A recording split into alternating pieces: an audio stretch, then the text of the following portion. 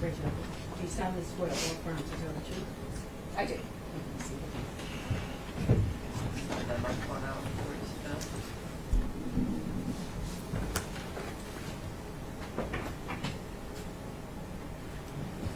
And pull the microphone back in. Please state your name and spell for the record. My name is Miranda Comsa, Mirandacomsa. You may proceed. Thank you, Your Honor. Ma'am, could you please tell the jury what you do for a living? Sure, I'm a forensic scientist with the Michigan State Police, currently at the Metro Detroit Forensic Laboratory. And do you have a specific area or field of focus in your work as a forensic scientist? Yes, I work in the biology unit doing body fluid identification testing.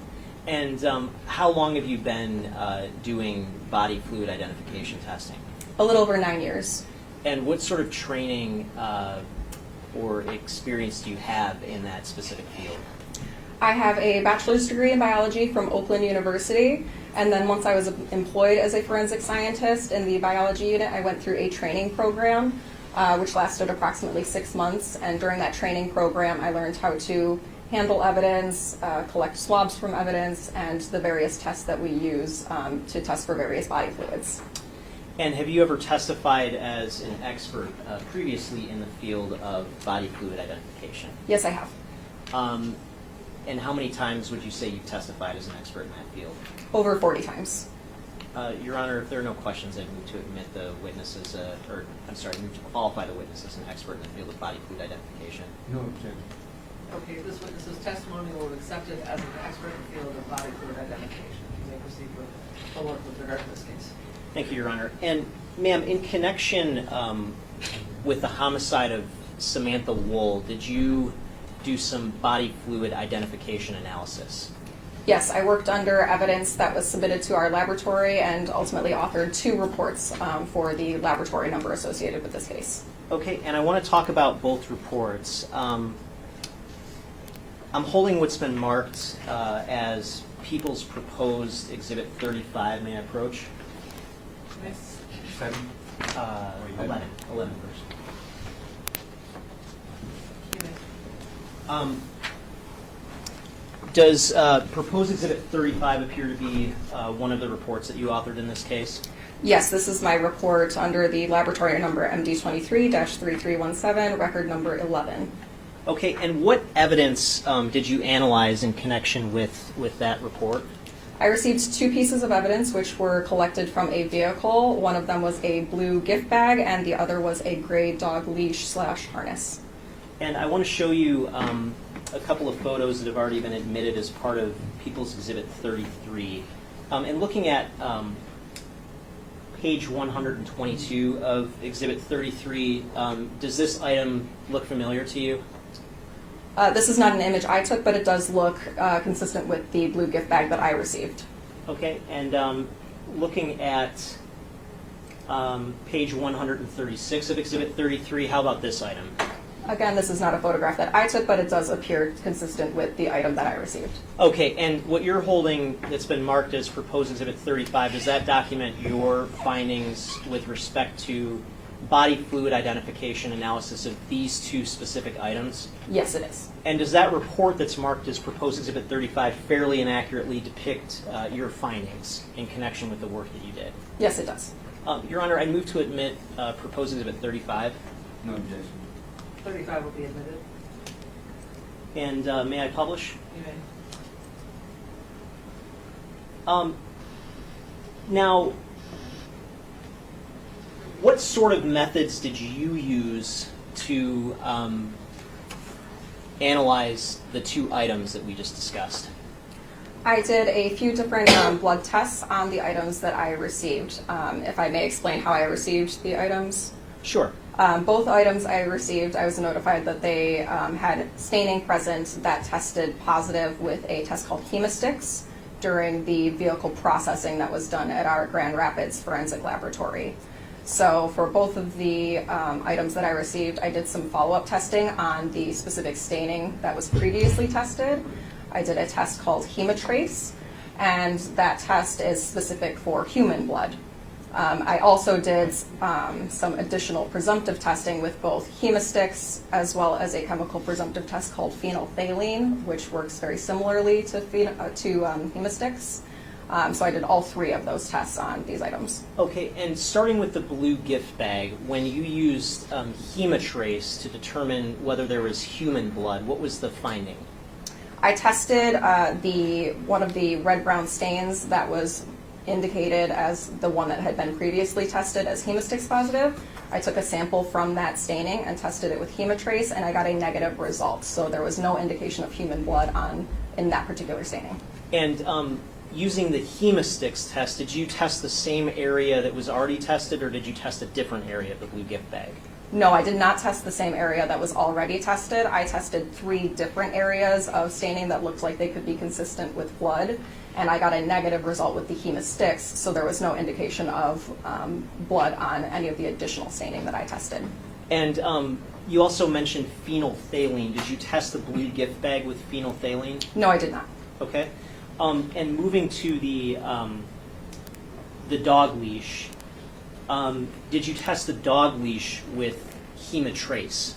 Yes, so similarly, I located the area that was marked and indicated as having been hemosticks positive during the vehicle processing. I did the follow-up testing with hemotrace on that particular area, and I got a negative result, so there was no indication of human blood in that staining. After that, I then searched the item for additional areas that looked consistent with possible blood. I tested 2 stains with the phenolphthalein test, which again is a chemical presumptive test, and got positive results for 2 additional areas. And then on a 3rd area, I got a negative result with the phenolphthalein. And does phenolphthalein, does that test distinguish between human and animal blood? No, it does not. So both hemosticks and phenolphthalein work very similarly. They're both chemical presumptive tests, and they work based on a color change reaction.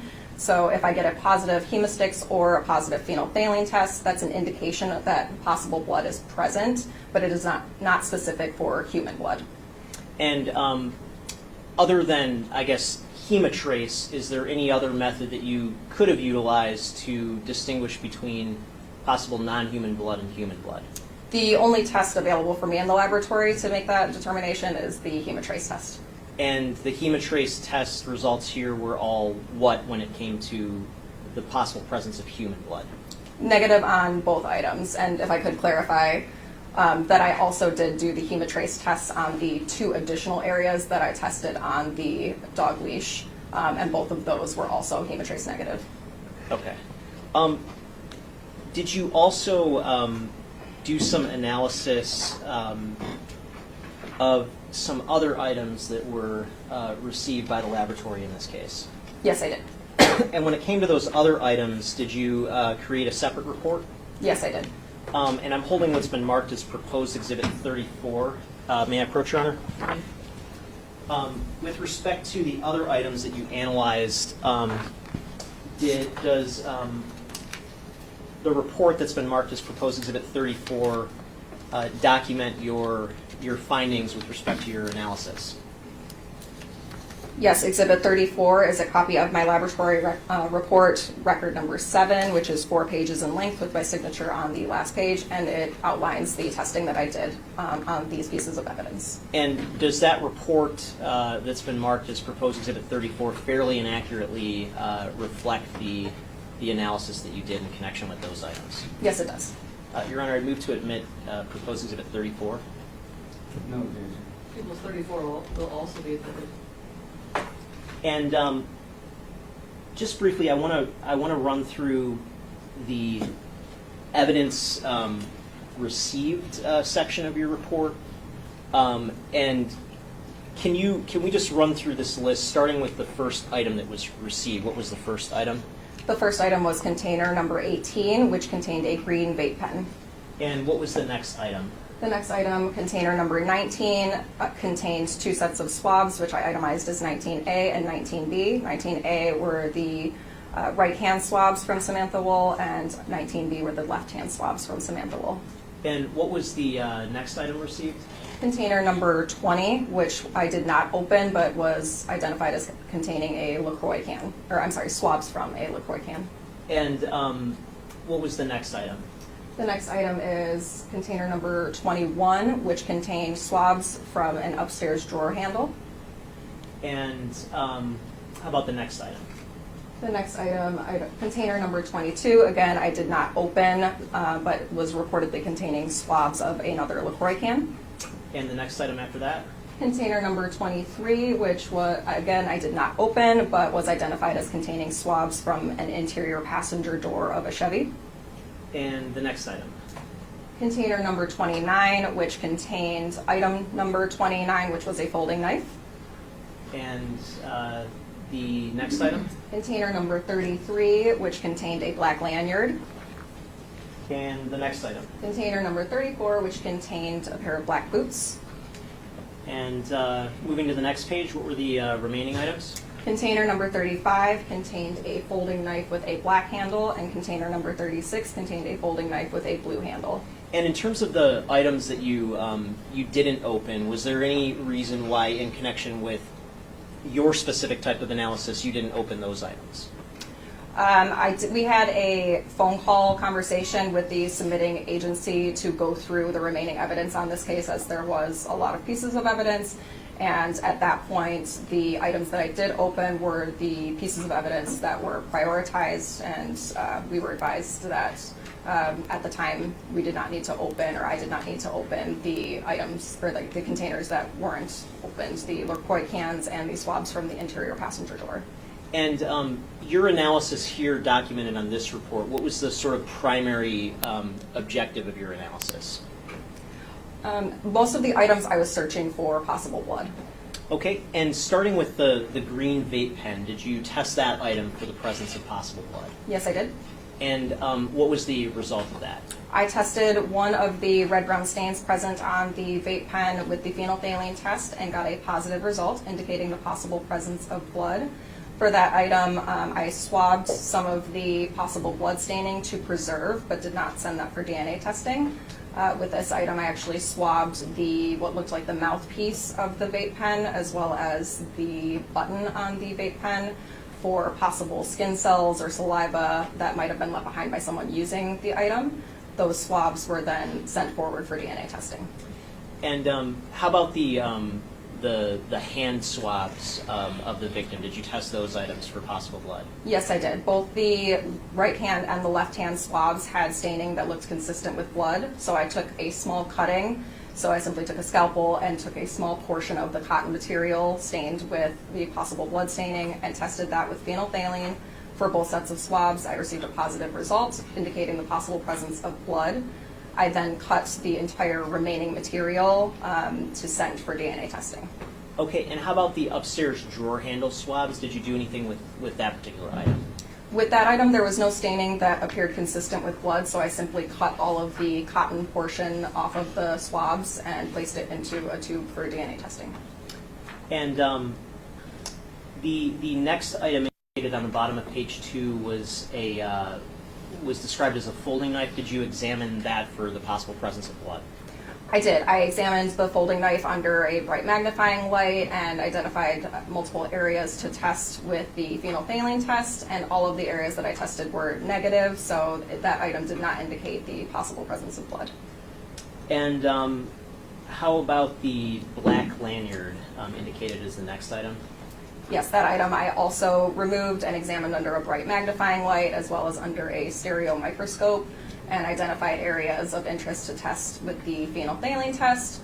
All of the areas that I tested were negative, so there was no indication of blood on that item. And I just want to move down to the final 2 items. The item described as a folding knife with a black handle, did you examine that for the possible presence of blood? Yes, I did. And what was the results of your examination? All of the areas that I tested were negative, so there was no indication of blood on that item. Okay, and just for the record, that specific item, is that indicated with a, by the agency number of 113? If I may review my report. Yes, yeah.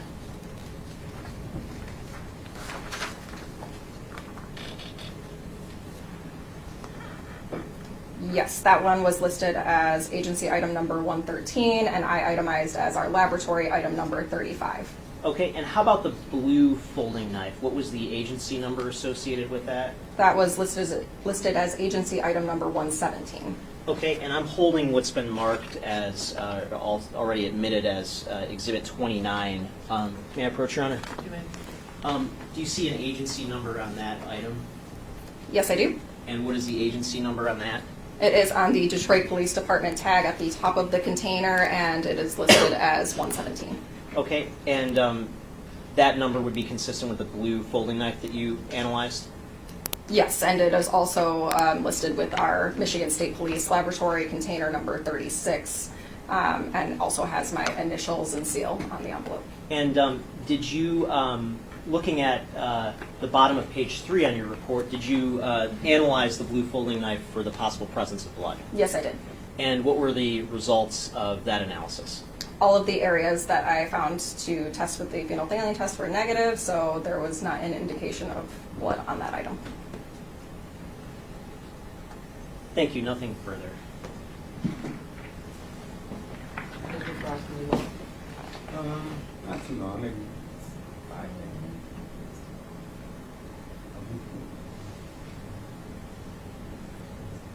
I guess you can do it Thursday. I can't hear. Well, I mean, if it's not going to be long, I'd like to get it done and not back back. I know she's off Thursday, if it's possible to squeeze Let's in. go. But I don't want to hold. Go. Good afternoon. Good afternoon. Now, we can look at record number 7, item 36, where it says apparent hairs and or fibers collected but not examined. Additional apparent hairs observed but not collected or examined. So to be clear, there were some apparent hairs that were found in this particular knife? Yes, on the item when I removed it, I noticed that there were a couple of possible hairs or fibers, and some of them, which were a little looser on the item, I collected on a sticky note for preservation. And then there were also additional possible hairs or fibers that were very small throughout the surface around the interior of the folding component. So those hairs or fibers I did not collect or Okay, examine. and the hair that you did collect, do you know whether or not those were sent out for analysis? I did not send them for any further analysis, and I did not analyze them at the time. Okay, but you do have the capability to analyze suspected hair to see whether or not if it's compatible with a known DNA profile, correct? Our typical process for screening hairs, so what I would do is to look at those possible hairs, fibers. I can determine, one, if it is a hair, if it is a human hair or non-human hair, and if it's a human hair, at that point I would look to see if there is a root present. If there was a root present, I could at that point send the root forward for DNA testing. Okay, and your report doesn't reflect whether or not you were able to ascertain if in fact this was a hair or not, correct? Correct. I simply collected the possible hairs or fibers. I did not look at them further. Okay. And do you have total discretion on whether or not you collect suspected hair and then send it off for processing? Yes, that would be my decision when I'm processing an item, if I look at the hairs further or if I send any hairs forward for DNA testing. Okay. If you generate a report where it indicates it's apparent hair that was collected and you send that to the requesting agency, could they in return request that you send that apparent hair off for analysis? Yes, that is why I list on my report anytime that there were apparent hairs or fibers observed, whether they were collected or not, and even for when I'm testing for body fluids, I will note if there is additional staining that was not tested, so that it's very clear on the report that no examination was done on, in this instance, the hairs or fibers. Okay, so to be fair to say that the requesting agency never requested you to send these apparent hairs off for additional analysis, correct? No, I never got that request. Now, record 7 and record 11 They both pertain to a particular suspect, correct? Record 11, I know I had evidence that was collected from a specific person's vehicle. Record number 7, I know I received evidence that was collected from, I believe, the crime scene. Again, the hand swabs collected from Samantha Woll, Okay. and some other items as well. Okay. Would it be fair to say that both reports have a victim name on it, correct? Yes, correct. And the victim name is Samantha Woll, correct? Correct. And both reports have the suspect name on it, correct? Yes, they do. And that name is Jeff Herbson, correct? Yes, that name is listed on both reports. Now, did you do any type of analysis on any clothes that were potentially collected from a Jeff Herbson? No, I did not.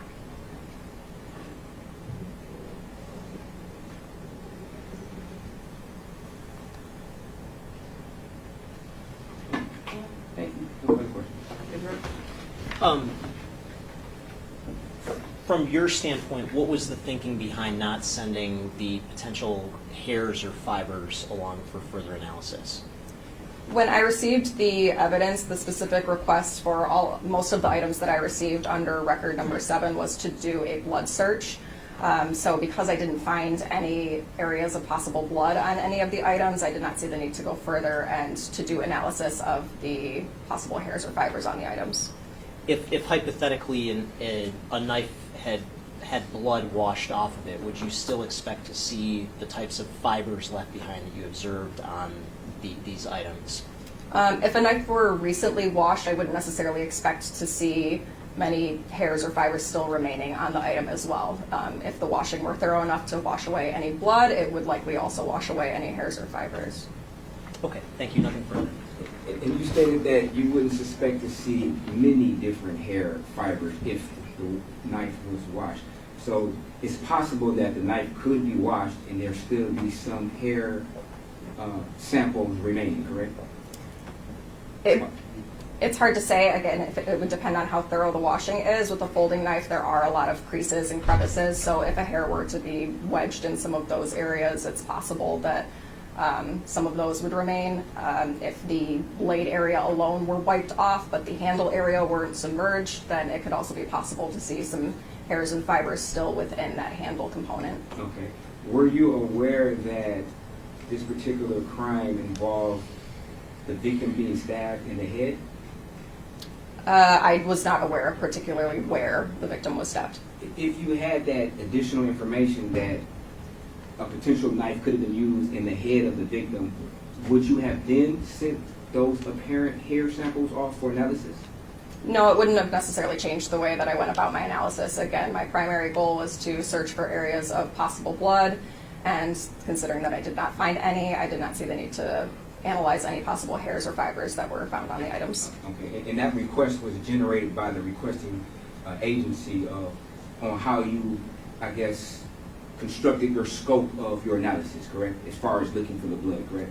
Yes, to the best of my memory, when the items were submitted to the laboratory, they were listed as the requesting to search for possible blood.